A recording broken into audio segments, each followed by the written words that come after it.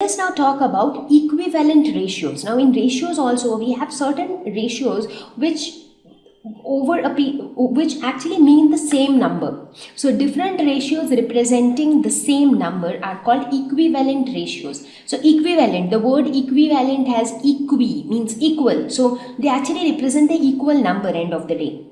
So let us look at examples. So let us understand equivalent ratios with an example. So let us again take examples of A and B. So let's say this is A and this is B. Now let's say that A ate 1/5 of the pizza. That is, A ate one slice out of 5 slices of the pizza. Whereas B ate 2/5 of the pizza. 2 slices out of the 5 slices. So what would be the ratio of the amount of pizza eaten by A by the amount of pizza eaten by B? So the ratio would be 1/5 divided by 2/5, which would actually be 1:2. Right? So this would be the ratio. Fine. Now we will look at equivalent ratios of this ratio. That is, we will see that there are many different ratios, but they basically represent 1:2. So we will look at those kind of ratios. Now let's say that instead of eating one slice out of 5 slices, let's say that if A would have eaten 2 slices of pizza out of 5 slices of pizza, and if B would have eaten 4 slices of pizza out of 5 slices of pizza, if this would have happened, in this case, what would be the ratio? So the ratio here also would be 2/5 divided by 4/5, which would again be 1:2. How much? How much would this be? This is not 1:2. This is going to be 2:4. So 2:4 is definitely a different ratio than 1:2, but basically 2:4 represents the same thing as 1:2. How can you write 2:4? So 2:4 can be written as 2/4. So 2 2s are 4. This is 1/2. This can be written as 1:2. So 2:4, even though is a different ratio, but this also means the same basic ratio, which is 1:2. Now let's look at yet another example. Let's say that if A would have eaten 5 slices out of 10 slices of pizza. Let's say you have 2 pizza, or you have a bigger pizza with 10 slices, and A ate 5 slices out of 10 slices. And let's say that B ate 10 slices out of 10 slices. That means B ate the entire big pizza of 10 slices. So in this case, what would be the ratio? So the ratio in this case would be 5/10 divided by 10/10, which would be equal to 5:10. So 5:10 again is a different ratio, but again when you simplify it or when you try to reduce it further, you see that this is also equal to 1:2. So here we can see that these ratios like 1:2, 2:4, 5:10, these are all examples of equivalent ratios. So these ratios are equivalent to each other. So these are called equivalent ratios because they represent the same ratio. Now looking at this example, can you tell me that how are we getting these equivalent ratios? Let's say if you have 1:2, if I ask you to make equivalent ratios of 1:2, what would you do? Like, what should you do to make 2:4 from 1:2? You just multiply the numerator and the denominator by 2. So you will get 2:4.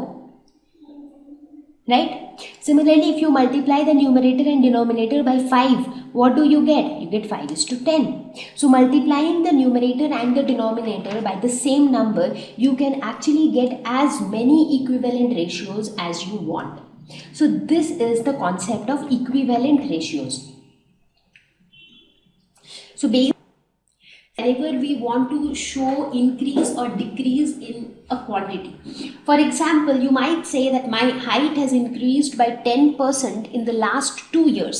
So here the increase in height is being determined by the percentage. So 10% tells us how much was the increase in your height in the last 2 years. Similarly, if you tell that I spent 40% of my salary in 10 days, so this basically tells the decrease in your bank balance, because when you are spending, your bank balance or the money that is with you is decreasing. So the decrease in money or the decrease in bank balance is shown by the percentage, which is 40%. Sometimes you would have seen that there is a 50% discount in a mall in the neighborhood. So what does that mean? 50% discount, that shows the decrease in the prices of the items in that mall, which is shown, the decrease is shown in terms of percentage. 50% tells us the decrease in the price of various items. So whenever you look at a percentage, they often help you to tell the increase or decrease of a quantity. Now, how do we convert the increase or decrease of a quantity as percentage? So let us take an example. So increase or decrease in a quantity is always calculated as a percentage of the initial amount. Now this is important. So it has to be percentage of the initial amount, because the increase or decrease is happening on the initial amount. For example, let's say you got your salary and then you spent 40% of the salary. So this decrease in money has happened on your salary. That is the initial amount that you had. Similarly, when you say that your height has increased by 20%, so your initial height, if initial height was h, so this increase of 20% has happened on the initial height. So therefore, whenever we talk about increase or decrease in a quantity, it has to be calculated as a percentage of the initial amount, because the increase or decrease is happening on the initial amount. Now let's look at this mother-daughter duo. So here the mother says that in my childhood, petrol was ₹1 per liter. That means the cost of 1 liter of petrol was ₹1. So before, this was the scenario, ₹1 for 1 liter of petrol. And then the daughter says that it is ₹52 per liter today. So that means what happened now? So now it is ₹52 for 1 liter. So what has happened? The price has increased. So over a period of time, there is an increase in price of the petrol. So how can we represent this increase in price of petrol in percentage? So for that, first we have to find out how much is the increase, how much is the actual increase in price. So the actual increase in price would be the final price minus the initial price, so ₹52 minus 1, which is ₹51. So ₹51 is the actual increase in price, but we need to find out the percentage. So how will you find out the percentage increase? Percentage increase is equal to the actual increase divided by the original price, or the price which was before, or the initial amount. That's what I was telling, that every time you try to calculate percentage of increase or decrease, it has to be calculated on the initial amount. So here the initial amount is the before amount, or the original amount, whatever you call it. This multiplied by 100. So how much is the increase? The increase is 51. What was the original amount? The original amount was 1.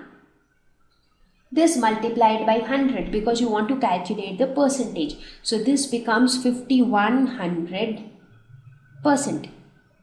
So this shows that the price of petrol has increased by 5100%. So it's like a huge increase. Right? So in this fashion, whenever you want to find out increase or decrease of a quantity, you can definitely write it in terms of percentage. Area where we make use of percentage a lot is discounts. Now you would have often come across malls or shopping places where you would have seen that you are given discounts on the marked price of the article. For example, you have this t-shirt. So maybe the MRP on the t-shirt, or the marked price on the t-shirt, could be say ₹300. So it says that the t-shirt costs ₹300. So that's the tag says.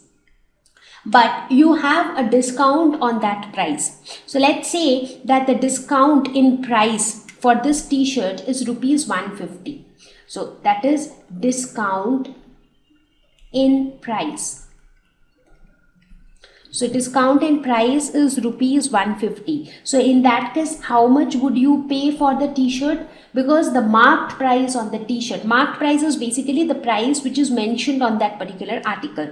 So if you look at any item, whether it is a t-shirt or it is a shampoo or it is some grocery item, anything would have an MRP marked on its packet.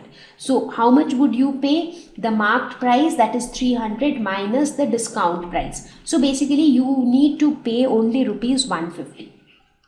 So here I have mentioned the discount in price. Now there is an alternative way to express discount. For example, you can also express discount in percentage. So instead of saying that there was a discount of rupees 150, you can say that there was a discount of 50% on this t-shirt. So in that case, what does it mean? It means that 50% on the marked price is the discount. So how much is 50% of the marked price? 50% of 300, which is 50 by 100 into 300. So this 0 will cancel, so 150. So from the percentage itself, you can calculate how much is the discount in price. So once you have calculated the discount in price, then you can easily find out how much you have to pay. So you pay 150 rupees. So these are basically two ways of expressing the discount. Either you can express discount in price, or you can express the discount in percentage.